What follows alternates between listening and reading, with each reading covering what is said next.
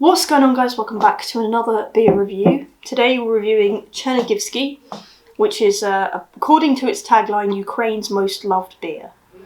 Now, I try not to be too political on this channel, but beers are political sometimes. And this is a Ukrainian beer. We all know what's going on in Ukraine at the moment and what has been going on over the full year. Picked this one up in a 10-pack in Aldi.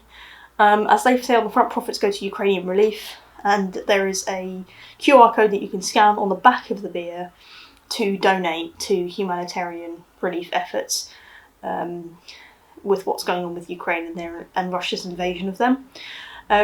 So I thought it would be nice to review this beer. A lot of you guys, if you shop in Aldi, may have picked this up. It's 4.8%, it's a lager, so it's a Ukrainian lager, and so 4.8% in a 440ml can, as they've put it down as, is 2.1 UK units. So let's get it cracked open, first of all. So like I say, we're expecting a lager. So I imagine roughly what it's going to look like, and yes, it's looking like that. Thought it might be a little bit stronger, actually, but doesn't matter that it's not. 4.8% is a perfectly fine percentage. Nice bit of head that's definitely going to go down quickly. Yeah, pretty ordinary looking pint of lager there.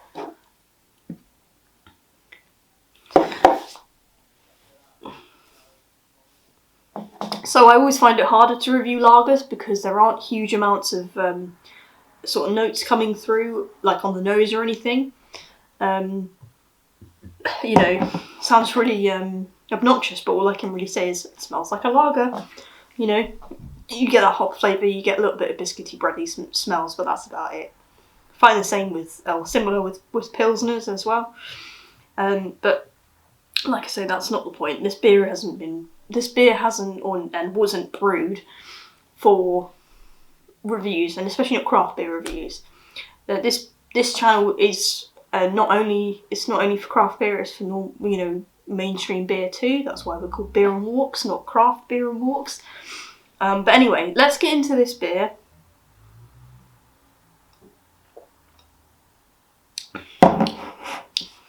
All right.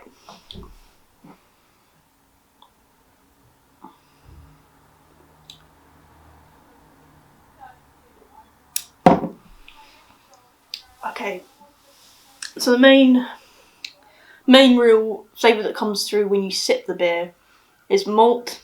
It's rather a malty beer, I would say. Doesn't taste out of place for a lager. Doesn't throw me completely off. Whoops. I got a tissue. I'll just deal with it later. It doesn't throw me off at all. This beer to me is quite sort of standard. A standard generic lager. As I was saying in a previous beer review, that, less popular beers tend to be because they're different, whereas sort of more run-of-the-mill beers tend to be quite popular because a lot of people like them, a lot of people can deal with the flavour, you're not splitting the room. This beer to me, it's not splitting the room. It's sort of down the line. And, I'm not going to rate this beer particularly badly for that, especially because of what this beer is doing, and the fact that also, probably a lot of countries have started stocking this beer where they didn't before to help increase the sort of knowledge of this beer, and obviously the fact that profits go to Ukrainian war relief at the moment. And that means a lot. We can't sit here, and I know I'm not going to get political, but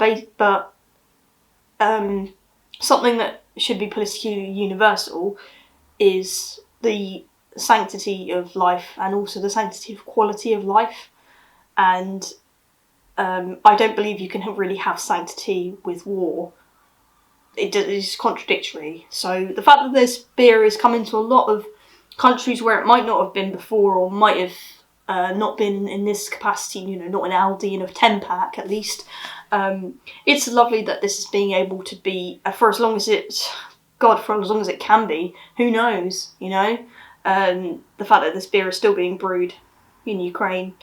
And yeah, it's their most loved beer, and the only thing you're doing when you buy this beer, and the only thing you're doing when you donate, is just like spreading that love and that humanity. So I know that that's not why this beer was brewed. It's just now why other parts of the world are receiving this beer. But I'm not gonna, I'm not gonna slate it for that at all. I'm glad that I get to try Chernigievsky. Like, when would I have had it before? Or I'd have to go to Ukraine probably, or go to a specialist brewery that was perhaps owned by somebody who lived in Ukraine or was from Ukraine, This is not one that I've even heard of before. And I'm not saying this is a tiny beer at all, because it's not. But I'm just saying, and I'm also not praising the war for bringing this beer to me, please. Don't think like that. But yeah, I'm just glad that it's been able to, I can try it in my household. So I'm pretty much ready to rate this beer. I'm sorry for going off on a bit of a tirade, but when you're reviewing a beer that's come to you in these particular circumstances, it's quite difficult not to.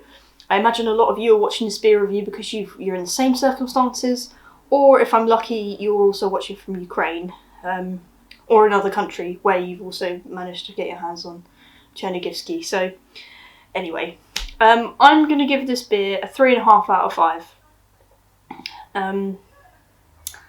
For the flavour, that is. And for overall effort, I'm going to give this beer a 5 out of 5. I got you guys. I got you. But yeah. What price can you put on humanity? 5 out of 5 it is for this one. My first 5 out of 5. If I have to, I'll turn comments off for this video. I don't want any arguments. I don't want anything.